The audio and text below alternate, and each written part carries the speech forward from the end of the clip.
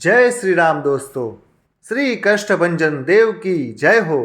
दोस्तों આજની વિડીયોમાં તમને જાણવા મળવાનું છે શ્રી કષ્ટભંજન દેવનો સંપૂર્ણ ઇતિહાસ, એટલે કે સારંગપુરના હનુમાન દાદાનો સંપૂર્ણ ઇતિહાસ, અને સાથે સાથે જાણવા પણ મળવાનું છે કે હનુમાનજી અહીંયા કેવી રીતે આવ્યા હતા, હનુમાનજીની મૂર્તિ કયા પથ્થરમાંથી બનેલી છે અને કોને બનાવેલી છે, અને સ્થાપના સમયે કેવી ઘટનાઓ બની હતી। આ દરેક પ્રશ્નોના જવાબ આજની વિડીયોમાં તમને મળી જવાના છે। અને આ જે સંપૂર્ણ ઇતિહાસ જે છે એ ખુદ હરિપ્રકાશ સ્વામીજીના મુખેથી સાંભળેલો છે। એ જ ઇતિહાસ તમને હું કહેવા જઈ રહ્યો છું। તો દોસ્તો, કષ્ટભંજન દેવનો સંપૂર્ણ ઐતિહાસિક ઇતિહાસ જાણવા માટે જો હજુ સુધી તમે લોકોએ મારી ચેનલને સબસ્ક્રાઈબ ના કરી હોય તો પ્લીઝ પહેલાં એને સબસ્ક્રાઈબ કરી દેજો અને વિડીયોને લાઈક કરી દેજો, અને આ વિડીયોને તમારા ફ્રેન્ડ સર્કલની અંદર શેર જરૂરથી કરી દેજો, જેથી કરીને કષ્ટભંજન દેવના આશીર્વાદ જે છે એ આપણા ઉપર હંમેશા માટે બન્યા રહે। કષ્ટભંજન હનુમાનજી મંદિર ગુજરાતના બોટાદ જિલ્લાના બરવાડા તાલુકાની અંદર સારંગપુરના ગામની અંદર આવેલું છે, જે સારંગપુરના હનુમાનજી તરીકે પણ પ્રસિદ્ધ છે। અને આ મંદિર સ્વામિનારાયણ સંપ્રદાયની વડતાલ ગાદીના તાબામાં આવેલું છે। કષ્ટભંજન દેવના દર્શનની સાથે સાથે આ મંદિરની પરિસરની અંદર કઈ કઈ વસ્તુ આવેલી છે એના વિશેની પણ તમને લોકોને પહેલાં જાણકારી આપી દઉં છું।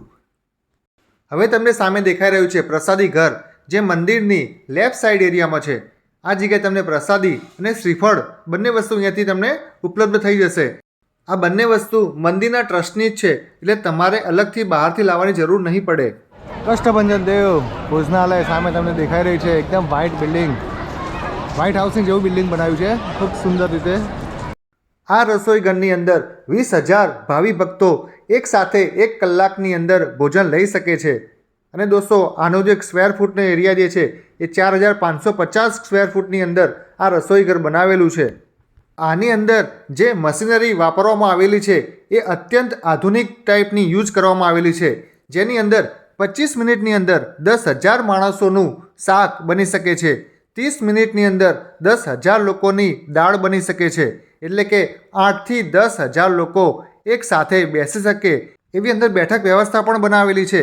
અને દોસ્તો, રોટલી માટે અત્યંત આધુનિક ઓટોમેટિક વાળું મશીન જે છે એ એની અંદર બનાવેલું છે, જેની અંદર રોટલી ઓટોમેટિકલી બન્યા જ કરતી હોય છે। અહીંયા સામે પૂજા ખંડ બનાવેલો છે, જે જગ્યાએ બેસીને આપણે પૂજા કરી શકીએ છીએ। પૂજા પાઠ ખંડ છે, જૂના જમાનામાં જે લાકડા હતા એ રીતે બનાવ્યું છે।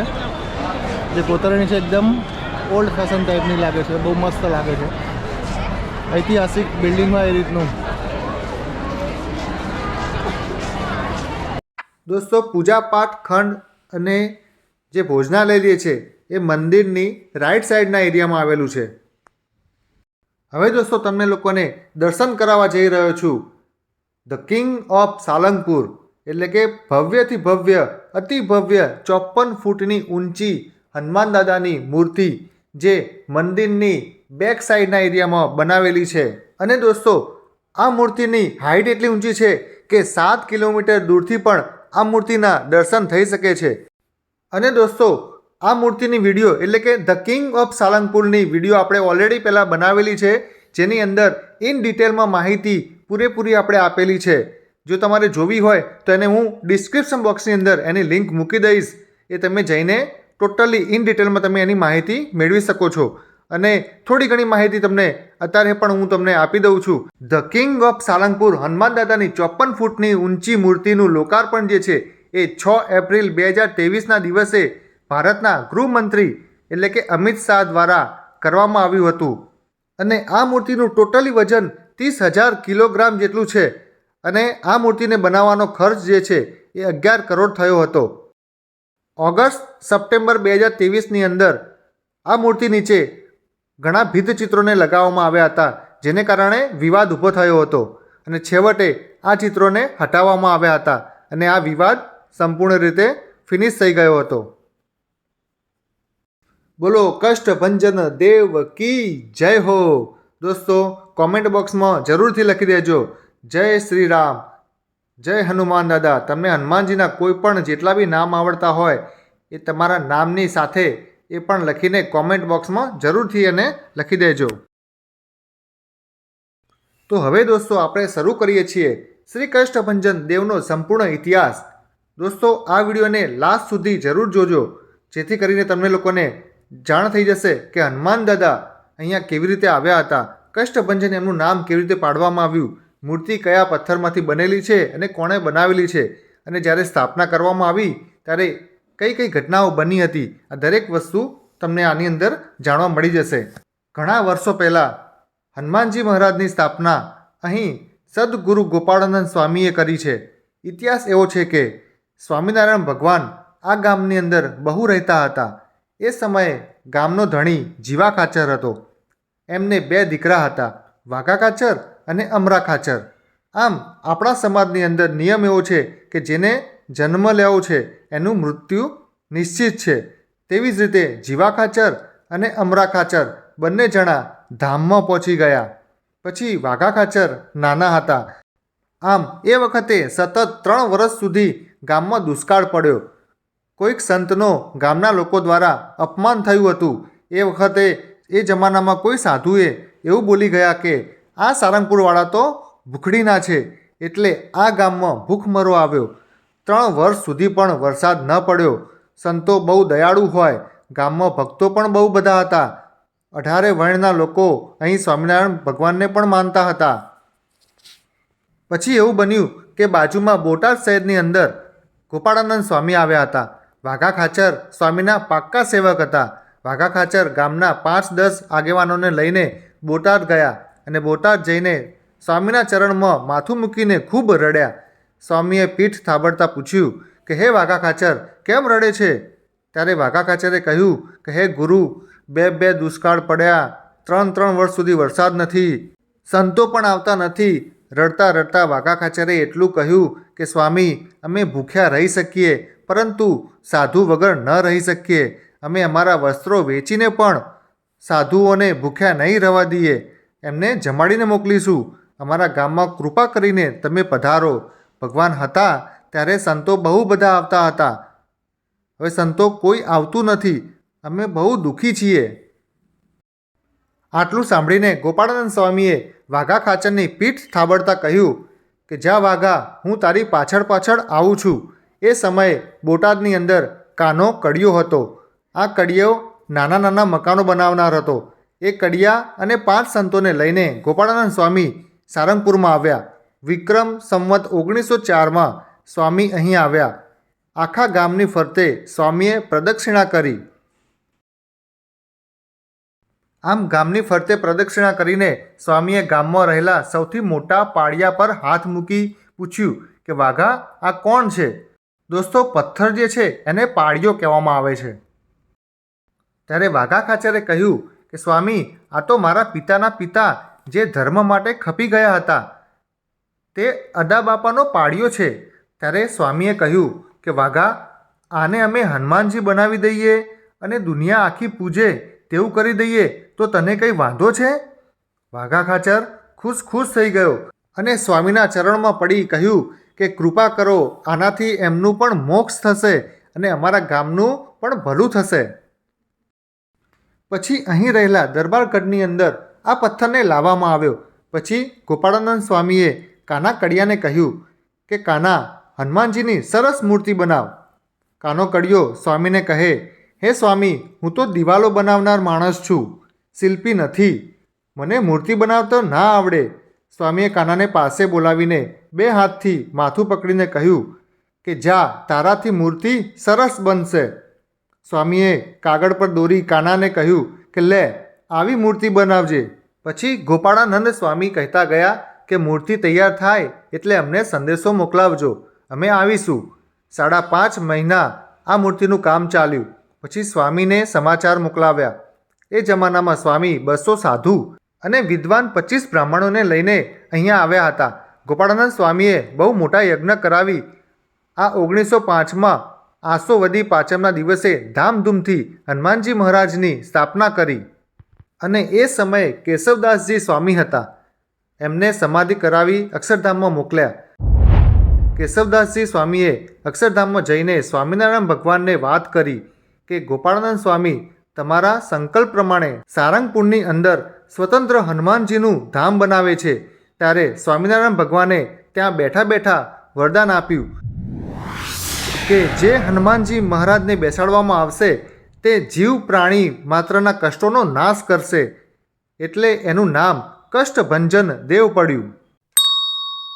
બોલો શ્રી કષ્ટભંજન દેવ કી જય.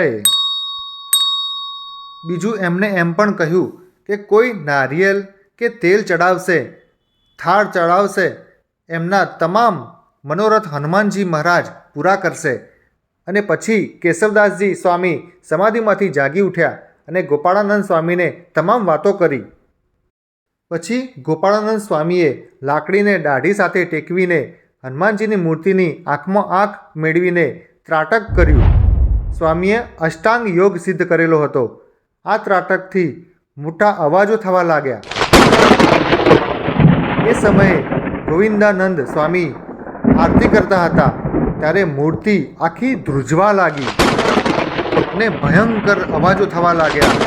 આમ આ ભયંકર અવાજો ભક્તો સહન ન કરી શક્યા, એટલે ગોપાળાનંદ સ્વામીનો હાથ પકડીને ભક્તોએ કહ્યું કે ખમૈયા કરો સ્વામી, ખમૈયા કરો.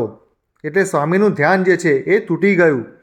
પછી સ્વામીએ કહ્યું, જો થોડીવાર તમે લોકોએ રાહ જોઈ હોત, મારું ધ્યાન ભંગ ના કર્યું હોત, તો આજે મારે આ હનુમાનજીને બોલતા કરવા હતા. પછી હનુમાનજી ખડખડાટ હસવા લાગ્યા. એટલે સ્વામીએ કહ્યું કે તમારે હવે આમ જ રહેવાનું છે. ત્યારથી આજ સુધી પણ તમે જોઈ શકો છો હનુમાનજીની જે મૂર્તિ જે છે એના મુખ પર જે સ્મિત જે છે એ આજ પણ હાસ્ય એમના મુખ પર દેખાઈ આવે છે. પછી સ્વામીએ કહ્યું કે આજથી હું તમારું નામ કષ્ટભંજન દેવ પાડું છું અને અમારી તમને વિનંતી છે કે અહીં જે કોઈ પણ જીવ પ્રાણી આવે તેના ગુનાઓ સામે તમારે જોવાનું નહીં, માત્ર ને માત્ર તેમનું દુઃખ જ દૂર કરવાનું છે. અને થોડીવાર પછી વાઘાખાચાર્યે સ્વામીજીને પૂછ્યું કે અમે હનુમાનજીને ભોગ શેનો ચડાવીએ?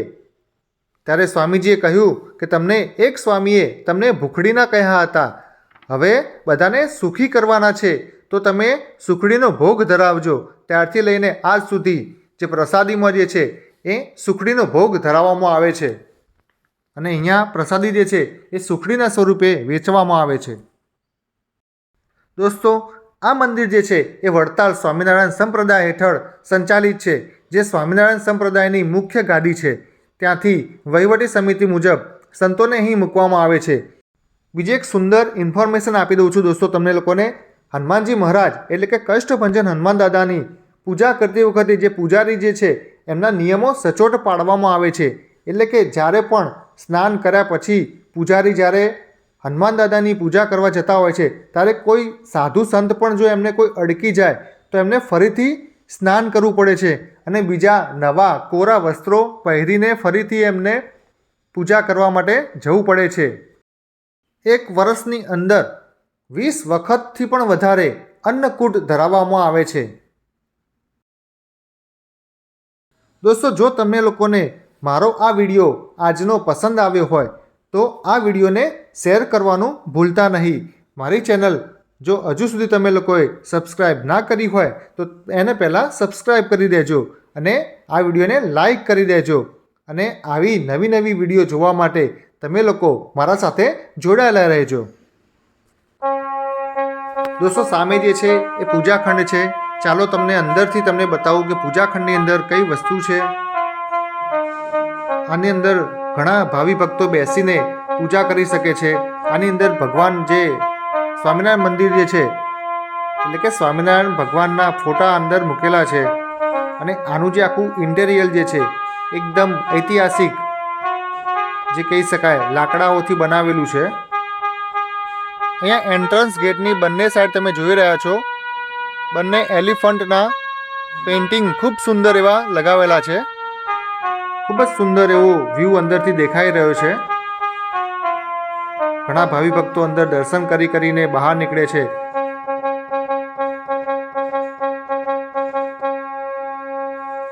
એ તમે જોઈ શકો છો સામે એક ગાડું જે જૂના જમાનામાં હતું એ રીતનું મૂકવામાં આવેલું છે.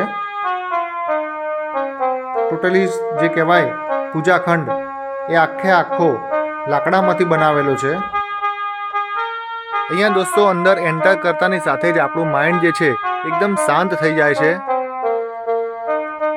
હનુમાન દાદાના દરબારની અંદર બેઠેલા જેવો તમે જોઈ રહ્યા છો, ઘણા ભાવિ ભક્તો બેઠા છે. અહીંયા માળાઓ પણ કરે છે, ભગવાનનું ધ્યાન ધરીને બેઠા છે ઘણા એવા.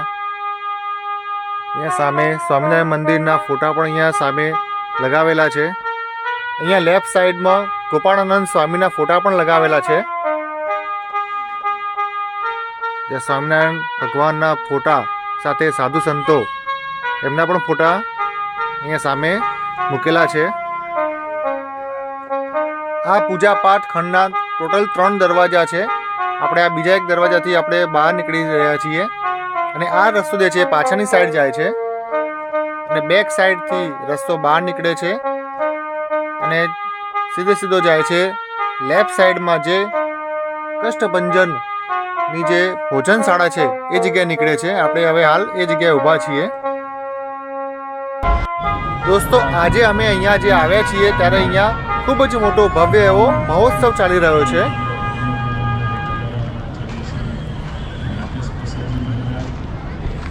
દોસ્તો અહીંયા ચાલી રહી છે 175 સત્તામૃત મહોત્સવ, જે 16 તારીખથી 22 તારીખ નવેમ્બર સુધી ચાલુ છે.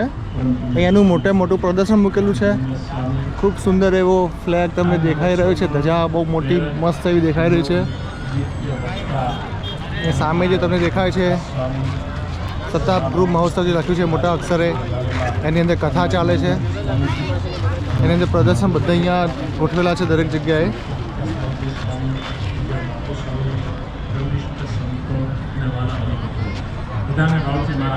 જય સ્વામિનારાયણ. સામે દાદાનો દિવ્ય દરબાર, આખો દરબાર અહીંયા છે જ્યાં પબ્લિક અંદર બેસીને કથા સાંભળે છે. મહાસંતો દ્વારા કથા કહેવામાં આવી રહી છે. અત્યારે દરેક જગ્યાએ ડિસ્પ્લે પણ ચાલુ છે, અંદર બેસીને તમે સાંભળી શકો છો. અને અહીંયા સામે દેખાય છે ત્યાં જમણવાર છે, જે દાદાનો પ્રસાદી કહી શકીએ. દોસ્તો અત્યારે જે મંદિરની પરિસરમાં જે ભોજનશાળા આવેલી છે અત્યારે બંધ છે, કારણ કે અહીંયા ખૂબ જ મોટો ભવ્ય એવો મહોત્સવ થઈ રહ્યો છે. એટલે અહીંયા જે ભાવિ ભક્તો જે છે ખૂબ જ મોટી સંખ્યામાં આવેલા છે. આ સામે તમને દેખાઈ રહી છે એ ભોજનશાળા છે. ખૂબ જ મોટી એવી સંખ્યા તેની અંદર બેસીને લોકો જમી શકે એવી મોટી જગ્યા છે. તો દોસ્તો આ વિડીયો અહીંયા સુધી જ છે. હવે આપણે આ વિડીયોને સ્ટોપ કરીએ છીએ. તમને લોકોને અમારા તરફથી શ્રી કષ્ટભંજન દેવ કી જય હો. જય હિન્દ, વંદે માતરમ, ભારત માતા કી જય. મળીશું હવે આપણે નેક્સ્ટ વિડીયોમાં. ત્યાં સુધી તમને લોકોને જય હિન્દ, વંદે માતરમ, ભારત માતા કી જય.